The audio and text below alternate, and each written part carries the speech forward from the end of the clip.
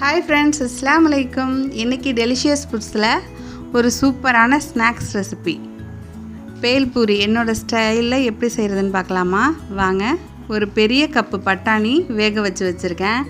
அதில் பாதி எடுத்து மிக்சியில் ஒரு பல்ஸ் விட்டு அதையும் சேர்த்துக்கிறேன். நல்லா கொதிக்கிட்டோம். நெக்ஸ்ட்டு அரை ஸ்பூன் மிளகாய்த்தூள் சேர்த்துக்கிறேன். காரம்லாம் உங்கள் ஆப்ஷனல் தான் ஃப்ரெண்ட்ஸ், உங்களுக்கு எவ்வளோ தேவையோ அவ்வளோ சேர்த்துக்கோங்க. நெக்ஸ்ட்டு 1/4 ஸ்பூன் கரம் மசாலா சேர்த்துக்கிறேன். நெக்ஸ்ட்டு குழம்பு மிளகாய்த்தூள் 2 ஸ்பூன் சேர்த்துக்கிறேன். இதுலேயும் காரம் இருக்கும், மிளகாய்த்தூள் சேர்க்கும்போது பார்த்து சேர்த்துக்கோங்க. இது நல்லா கொதிக்கட்டும். நல்லா பச்சை வாசனை போகிற அளவுக்கு கொதிக்கட்டும். உப்பும் சேர்த்துக்கிறேன். நான் பட்டாணிலையும் ஏற்கனவே உப்பு சேர்த்துருக்கேன், அதனால் கொஞ்சமாக சேர்த்துக்கிட்டேன். இது நல்லா கொதித்து பச்சை வாசனை போகட்டும்.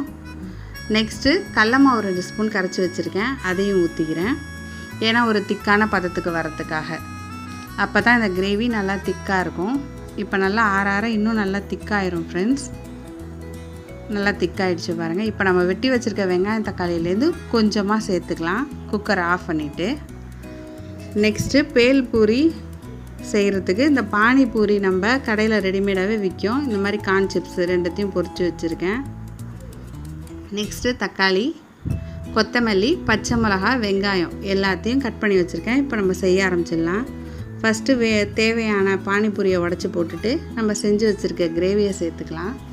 நமக்கு எவ்வளோ தேவையோ சேர்த்துக்கிட்டு நெக்ஸ்ட்டு கார்ன் சிப்ஸ் போட்டுக்கலாம். போட்டுட்டு நம்ம வெட்டி வச்சுருக்க வெங்காயம்லாம் சேர்த்துட்டா சுவையான பேல்பூரி ரெடி.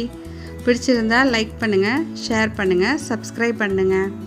தேங்க்ஸ் ஃபார் வாட்சிங். அஸ்ஸலாமு அலைக்கும்.